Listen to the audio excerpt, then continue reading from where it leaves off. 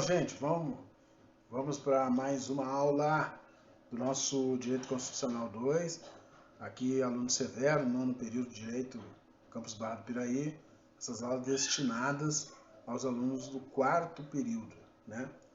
Gente, agora eu vou fazer uma interpretação aqui dos artigos da Constituição, então, que se referem ao nosso Poder Judiciário, tá? Então, eu estou indo lá para o artigo 92. Se vocês puderem também, seria bom vocês acompanhar a luz da Constituição, porque quando chega na hora da prova, a gente tem que pegar o vade-mecum. Então, esse negócio de a gente só ver as coisas na teoria e não pegar o vade-mecum é um erro, porque depois você não sabe nem onde está no vade-mecum, né? Você se deu conta que o vade-mecum, tá? Ele tem, o meu mas tá 2019, eu ainda não comprei outro, ó. Mas dá uma olhada aí no vade-mecum, gente, ó. Ele tem essas abas aqui, ó, essas abas aqui, ó, que elas falam. Dá uma olhada no que está escrito nessas abas aqui, ó. Então a primeira está escrita ali, ó, índices, súmulas, regimento interno, legislação complementar, estatuto, ó, CLT, aqui, CLT, é difícil segurar e fazer, CLT, códigos, tá? Os códigos, tá? Então, aí depois você vê essa partezinha preta aqui, ó. Essas partes aqui, ó. Então, a parte que está lá em cima corresponde. Os códigos vão estar só aqui. A CLT, a Constituição vai estar por aqui, ó, né? Aqui estarão os códigos. Aqui, ó. Essa aqui. O que é isso aqui? Aqui são a legislação complementar, ó. Ela está aqui, ó. Então você tem que procurar, né? Lá onde a lei está. E se você não pega o vade-mecum, né, você deve ter comprado seu vade-mecum agora, 2022, mas o sistema dele é esse aqui mesmo. Aí você vai lá na lei, tá? No caso, a Constituição, estou aqui no artigo 92, que diz que são órgãos do Poder Judiciário, é o capítulo 3, Poder Judiciário, seção 1. Então, o que diz ali? Diz que são órgãos do Poder Judiciário, os órgãos do Poder Judiciário. O Supremo, ó, o Supremo é o primeiro. Deixa eu... Aqui tem material que eu posso usar aqui para... Agora. São órgãos do Poder Judiciário. O Supremo Tribunal Federal, a gente já falou. O Conselho Nacional de Justiça. O Superior Tribunal. Então, o Conselho Nacional de Justiça, gente, ele está ali, depois vocês vão ver, ele está ligado ao Supremo, né? Que ele é uma espécie de julgador de algumas atitudes. Não julga o Supremo, mas ele julga alguns atos que ocorram dentro da justiça e que mereçam a apreciação desse conselho, né? Depois a gente vê especificamente como é que funciona isso, por quem ele é composto e etc. Tá? Nós temos depois o STJ, o Superior Tribunal de Justiça, porque você vai ver ali que tem o Supremo Tribunal Federal, é o inciso 1. E o inciso 1A é o Conselho Nacional de Justiça. Então pode ver, ele é um apêndice do Supremo Tribunal Federal. Aí o inciso 2 é o STJ. Tá? O 2A é o Tribunal Superior do Trabalho. Né? O Tribunal Superior do Trabalho que está ali junto com o STJ no sentido de posição. Né? O Tribunal Superior do Trabalho só julga as causas trabalhistas, né?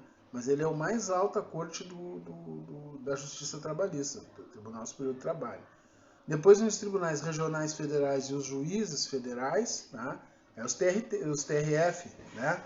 Os TRF, a nível tem o TRF do Rio, o TRF lá do Rio Grande do Sul, e os juízes federais, tá? Normalmente estão nas capitais desses TRFs, né? Aí o inciso 4 fala dos tribunais e juízes do trabalho. Aí ele está dividindo agora a justiça especial, os tribunais e justiça eleitoral, porque se tem o Tribunal Regional Federal, também tem os tribunais de justiça do trabalho, Tribunal de Justiça Eleitoral e Tribunal de Juízes Militares. Né? E depois os tribunais e juízes dos estados e do Distrito Federal e territórios, mas também tem a gente está falando dos estados, mas temos que falar também do Distrito Federal. Né? E, no caso,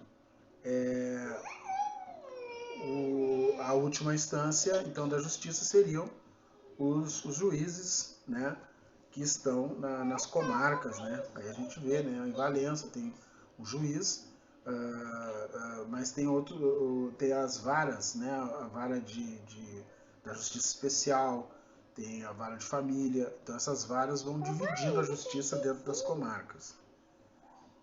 Filha, agora não, deixa o pai aqui terminar a aula, tá? Espera lá para ver o desenho. Vocês viram que, né, temos que dar atenção às nossas crianças, né? Vamos lá, gente. No artigo 93, fala sobre, eu estava lendo o 92, os órgãos do Poder Judiciário, né?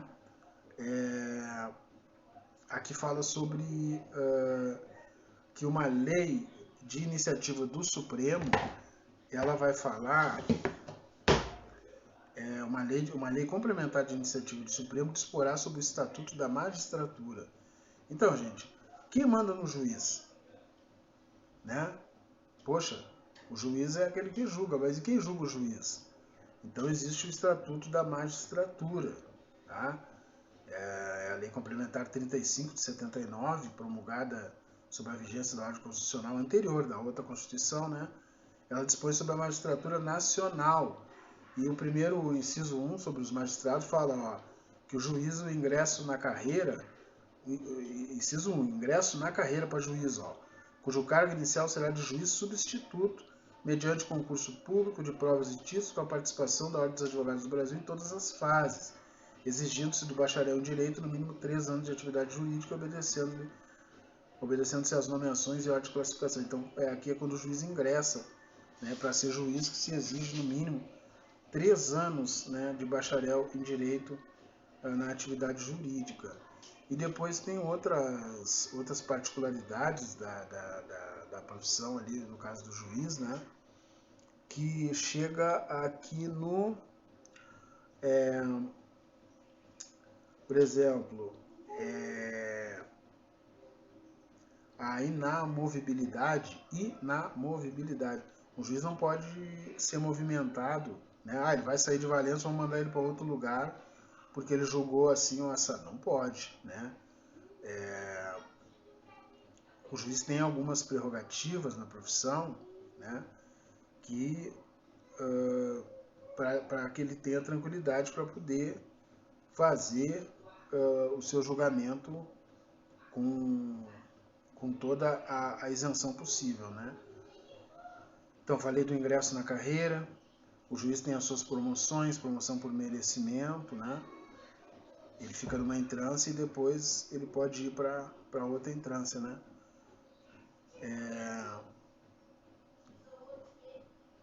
Em relação aos juízes, existe uma antiguidade quando eles estão nos tribunais, quer dizer, um é mais antigo que o outro, quer dizer, um se formou primeiro que o outro, né? E assim vai, falando sobre essa magistratura, essa lei que regula a magistratura. O subsídio dos ministros dos tribunais superiores corresponde a 95%, lá no inciso 5º, 95% do subsídio mensal fixado para os ministros do STF. Então, os tribunais superiores, o pessoal que trabalha nos tribunais regionais federais ali, vai ganhar 95% do que ganha o ministro do STF. 95%, né, gente? 5% a menos. Tá? A aposentadoria dos magistrados, no item 6, fala que a pensão de seus dependentes... Não, aqui não seria o caso de valor, né? O juiz tem que residir na comarca, fala o item 7, né? Então vocês veem que tem a magistratura, é uma lei que regula as regras da magistratura, né?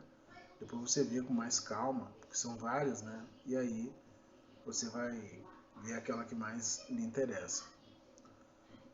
Ainda sobre, verificando agora, pulando para o artigo 96, ele fala, aliás, não, 94, não, tem uns que não adianta a gente descer, mas aqui cheguei no 95, presta atenção nesse aqui, os juízes gozam das seguintes garantias, a garantia que é dada para o indivíduo que chega ao posto de juiz de direito. Vitaliciedade. O que é vitaliciedade, gente? Vitalício, né? no primeiro grau, a vitaliciedade no primeiro grau só será adquirida após 2 anos de exercício. Quer dizer, então ele está ali e ninguém tira mais ele, né? Dependendo a perda do cargo nesse período de deliberação do tribunal a que o juiz estiver vinculado. Quer dizer, se nesse período ele adquire a vitaliciedade após 2 anos. Mas aí, dependendo do que acontecer, se o tribunal achar que ele não vai se tornar vitalício porque ele cometeu algum deslize, ofendeu o Código da Magistratura, aí é diferente, né? Então, aí ele teve um problema, transitou em julgado uma sentença em relação a ele, aí ele não conseguiu se tornar vitalício porque ele não atingiu os 2 anos de exercício, ele foi julgado e não conseguiu, aí ele não se torna vitalício. Caso contrário, depois de 2 anos o juiz já é vitalício, ninguém mexe mais nele.